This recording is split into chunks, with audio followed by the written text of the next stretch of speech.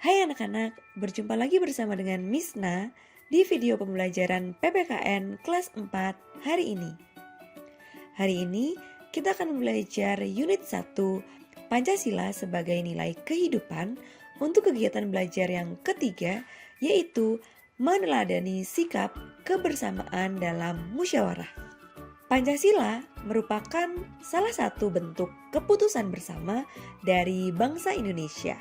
Sehingga Pancasila bukan milik pihak tertentu saja, melainkan milik seluruh rakyat Indonesia. Dalam proses perumusan Pancasila sebagai dasar negara Republik Indonesia, para pendiri negara yang tergabung dalam Panitia Persiapan Kemerdekaan Indonesia berjuang bersama-sama untuk menghasilkan suatu rumusan dasar negara yang paling baik dan menunjukkan kepribadian bangsa Indonesia. Piagam Jakarta merupakan hasil keputusan bersama para tokoh dalam Panitia 9 yang dipimpin oleh Insinyur Soekarno pada tanggal 22 Juni 1945. Pada Piagam Jakarta, alinea yang keempat tercantum rumusan dasar negara yang telah disusun secara bersama. Sehingga rumusan dasar negara Republik Indonesia bukan diambil dari pendapat yang dikemukakan oleh Mr. Muhammad Yamin, Mr. Supomo, atau Insinyur Soekarno, tetapi merupakan hasil musyawarah para tokoh bangsa yang tergabung dalam Panitia 9. Pendapat yang dikemukakan oleh Mr. Muhammad Yamin, Mr. Supomo, atau Insinyur Soekarno hanyalah sebuah gagasan atau ide yang harus dirumuskan kembali menjadi sebuah keputusan. Pada akhirnya, ketiga tokoh tersebut sepakat dengan rumusan dasar negara yang tercantum dalam Piagam Jakarta alinea keempat yang menyatakan, kemudian daripada itu, untuk membentuk suatu pemerintahan negara Indonesia merdeka yang melindungi segenap bangsa Indonesia dan seluruh tumpah darah Indonesia, dan untuk memajukan kesejahteraan umum, mencerdaskan kehidupan bangsa, dan ikut melaksanakan ketertiban dunia yang berdasarkan kemerdekaan, perdamaian abadi, dan keadilan sosial, maka disusunlah kemerdekaan kebangsaan Indonesia itu dalam suatu hukum dasar negara Indonesia yang terbentuk dalam suatu susunan negara Republik Indonesia yang berkedaulatan rakyat dengan berdasar kepada ketuhanan dengan kewajiban menjalankan syariat Islam bagi pemeluk-pemeluknya menurut dasar kemanusiaan yang adil dan beradab, persatuan Indonesia, dan kerakyatan yang dipimpin oleh hikmat kebijaksanaan dalam permusyawaratan perwakilan, serta dengan mewujudkan suatu keadilan sosial bagi seluruh rakyat Indonesia.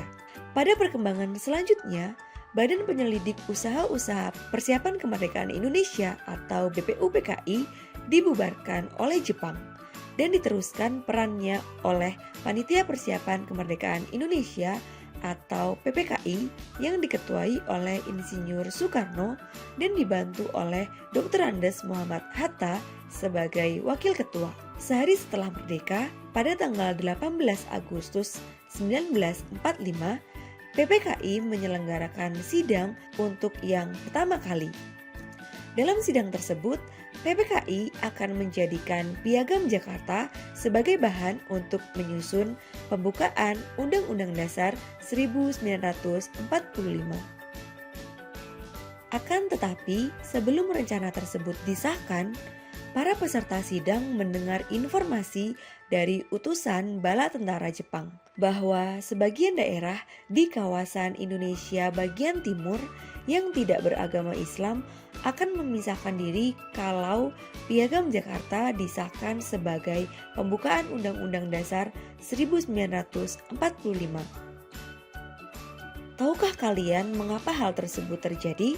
Hal tersebut terjadi karena pada Piagam Jakarta pada rumusan dasar negara yang tercantum dalam alinea keempat, isi sila pertama yaitu ketuhanan dengan kewajiban menjalankan syariat Islam bagi pemeluk-pemeluknya.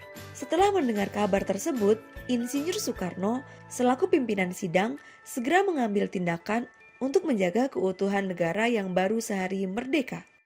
Sidang PPKI pun ditunda beberapa saat Kemudian, Insinyur Soekarno menugaskan Dr. Andes Muhammad Hatta merundingkan hal itu dengan para tokoh dari kawasan Indonesia Timur. Di antaranya ada A.A. Maramis, Tengku Muhammad Hasan, Kasman Singodimedjo, dan Ki Bagus Hadikusumo.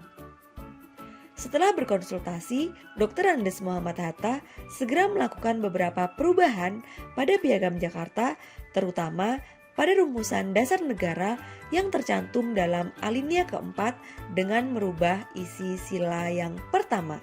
Setelah dilakukan perubahan, rumusan dasar negara menjadi 1. Ketuhanan yang Maha Esa, 2. Kemanusiaan yang adil dan beradab, 3. Persatuan Indonesia, 4. Kerakyatan yang dipimpin oleh hikmat kebijaksanaan dalam permusyawaratan perwakilan, 5. Keadilan sosial bagi seluruh rakyat Indonesia. Kemudian, DRS Muhammad Hatta melaporkan hasil perubahan tersebut kepada seluruh peserta sidang PPKI. Seluruh peserta sidang menerima perubahan tersebut. Peserta sidang dari kalangan umat Islam juga menyetujui perubahan tersebut sebagai wujud toleransi. Pada akhirnya, Insinyur Soekarno selaku pimpinan sidang segera menetapkan perubahan Piagam Jakarta yang dilakukan oleh DRS Muhammad Hatta sebagai sebuah keputusan. Dengan demikian, mulai tanggal 18 Agustus 1945, negara kita sudah memberlakukan Undang-Undang Dasar 1945 yang di dalam bagian pembukaannya tercantum rumusan dasar negara. Hal ini berarti bahwa secara langsung Pancasila berlaku mulai saat itu sampai dengan sekarang. Sikap para bapak bangsa atau the founding fathers dalam merumuskan Pancasila yang dapat kita teladani adalah menghargai perbedaan pendapat, mengutamakan kepentingan bangsa dan negara, dan menerima hasil keputusan bersama. Demikianlah video pembelajaran PPKN kelas 4 hari ini. Sampai jumpa di materi berikutnya.